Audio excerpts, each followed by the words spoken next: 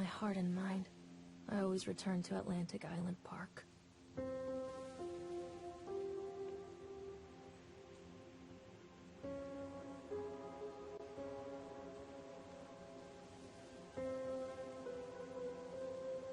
Where's Mr. Bear? I haven't seen Mr. Bear, Callum.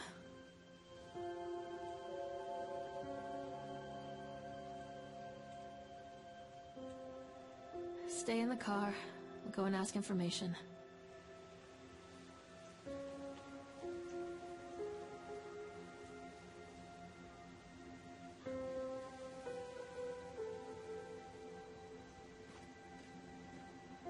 Attention, patrons. The park is now closed. Please make your way to the car park at your earliest convenience.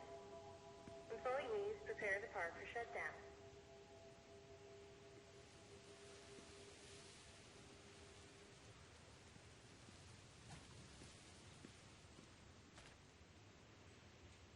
Callum was born the day this place opened.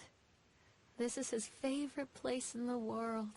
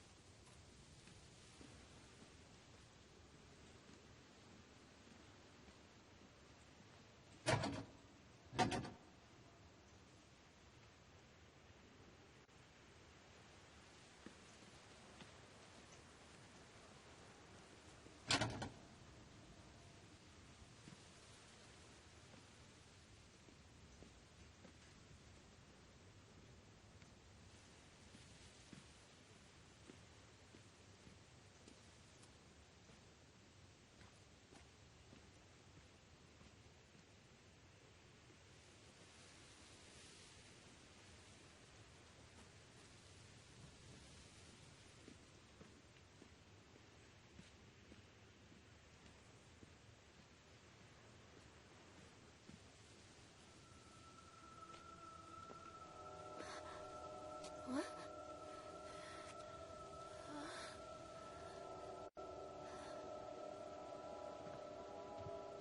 Hey, Lorraine. Lorraine. Don't blame yourself, Lorraine. People lose things all the time. Take a deep breath. Think about the last place you saw your son's teddy bear. Hey, stop! I think your boy just ran into the park. I'll unlock the gates for you.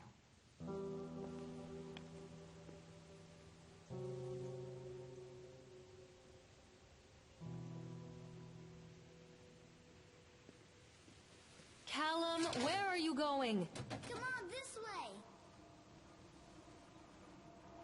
Wait for Mommy, Callum! This way, Mommy. There's something special about the entrance to an amusement park. A line drawn between the real world and the world of whimsy within. On this side, the apathy of our everyday lives. And on the other, anything we might dare to dream. It's no wonder Callum ran back inside. I wouldn't want to leave either. Attention, employees. The park is now closed. Have a safe journey home.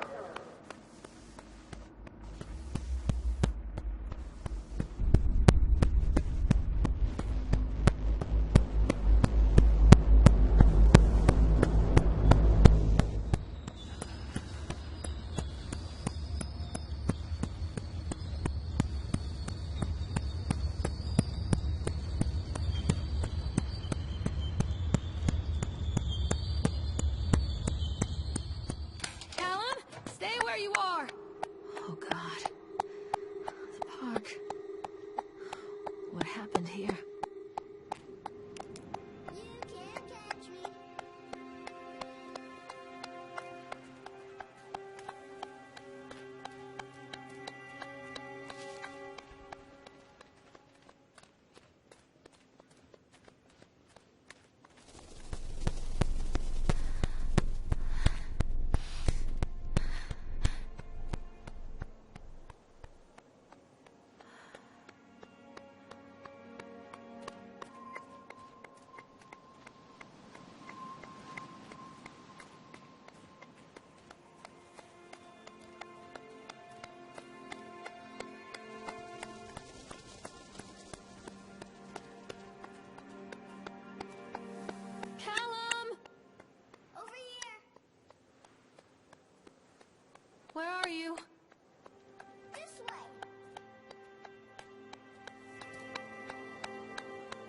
Chad the Chipmunk, huh? Just a drunk guy in a suit.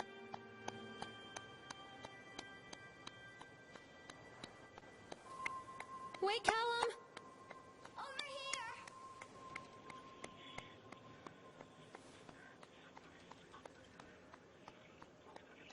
What's this?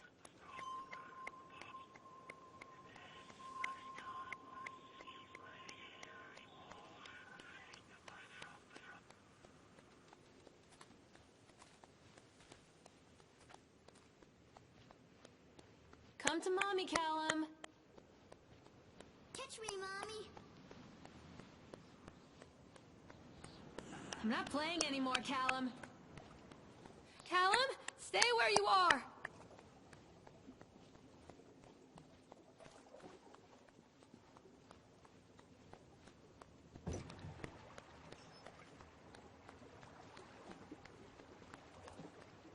Come on, Mommy.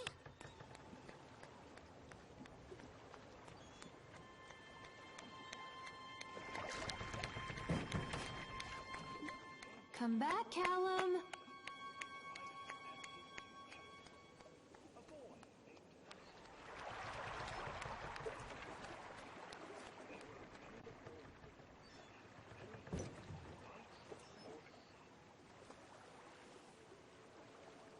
Mommy needs to see you, Callum. Callum, where are you? Where are you?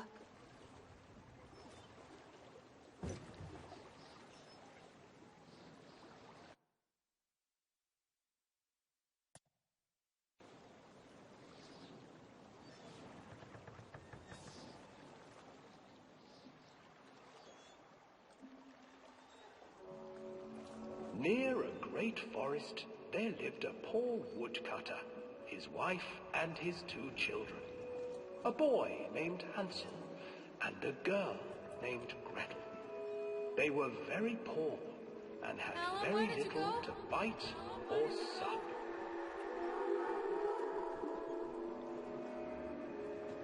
What will become of us? The woodcutter asked his wife one night. I tell you what, husband, we will take the children into the thickest part of the forest tomorrow and abandon them there. No, my wife, I cannot do that, said the man. Then we will all 4 starve, you fool. Hansel and Gretel overheard their parents talking, and Gretel began to weep. Do not fret, Gretel, Hansel said. He crept out of the hut and gathered white stones from the ground to fill his pockets.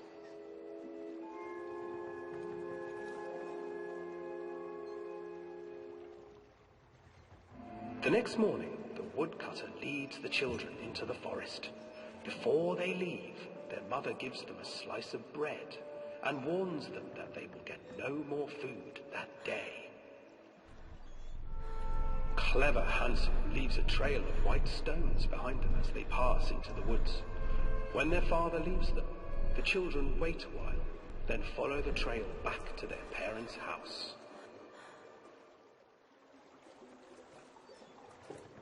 After receiving a thorough scolding from their parents for getting lost in the woods, the children are sent to bed without any supper. Hansel tried to sneak out and collect more white stones, but found that the door was locked. Tomorrow I will take them into the woods myself, the wife told the woodcutter. In the morning, their mother gave them a slice of bread and led them deep into the forest once again.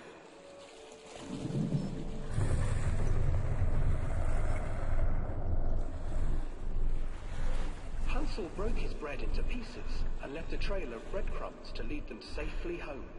But hungry-eyed birds snatched up the breadcrumbs and his trail was destroyed. Abandoned by their parents and unable to find the trail home, the children wandered in the forest for 3 days.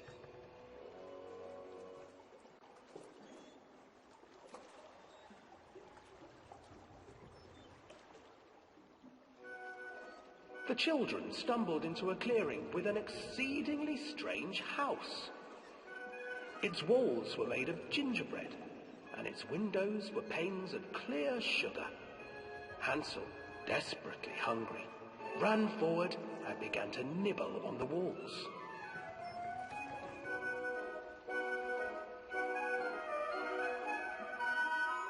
Nibble, nibble, little mouse. Who is nibbling at my house? An old woman emerged from the house, sniffing the air and peering around with cloudy eyes. Oh, you dear children, who brought you here? Just come in and stay with me. No harm will come to you. But Hansel and Gretel stayed back, for the old woman reminded them of their cruel mother. Come, children, don't be afraid. I have something for you. The old woman offered them 2 enormous lollipops. The children took them and began to eat. You see, nothing to fear here. Come inside, the old woman urged, and the children, still licking their sweets, followed.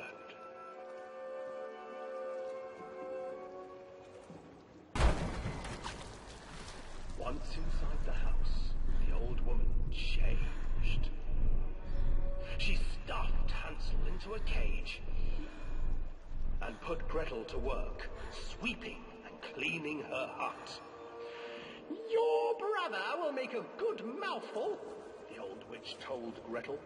Once he is fattened up, I shall feast upon him.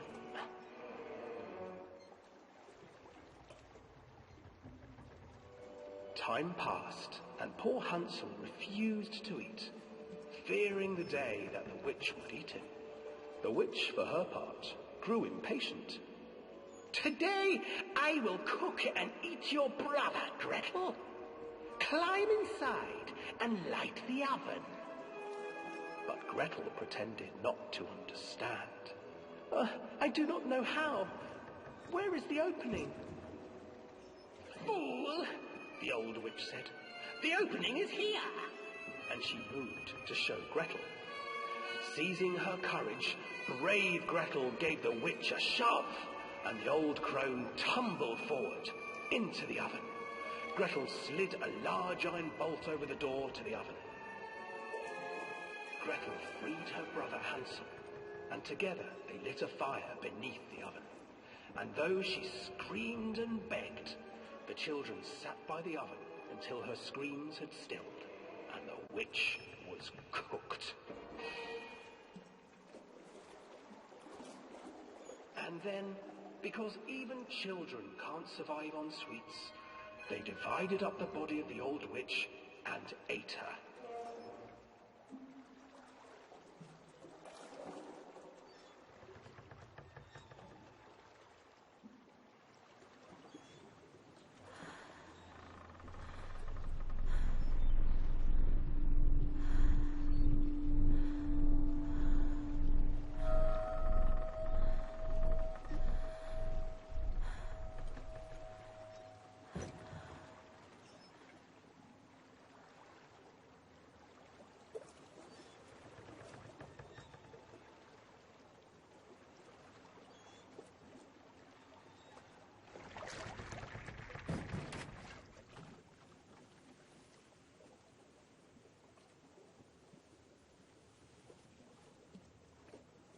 Please, Callum, tell me where you are. Stay where you are. Catch me, Mom. Stop hiding, Callum. Hansel and Gretel. I used to read it to Callum when the electricity was shut off. Those poor children. The whole world against them. The forest, the birds, the old witch, even their own parents. I used to imagine that Callum and I were the kids in that story. Not mother and son, but brother and sister, hand in hand against the unkind world. We were always hungry, looking for our own house made of candy, looking for the sweetness that could take the pain away. Hunger leads people to desperate, terrible places where the tree branches reach like claws.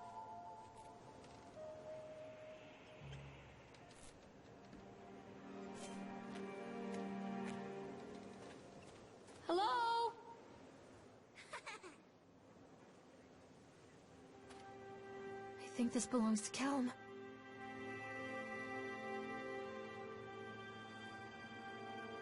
Callum! Where did you go?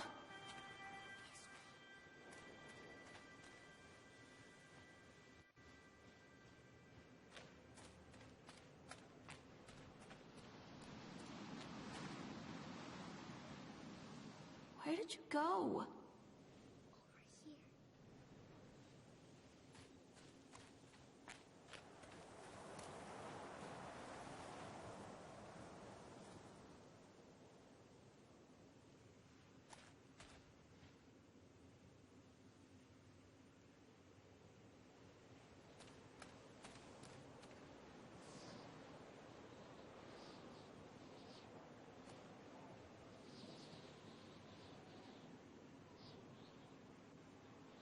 Too dark. I'm not going in there without a flashlight.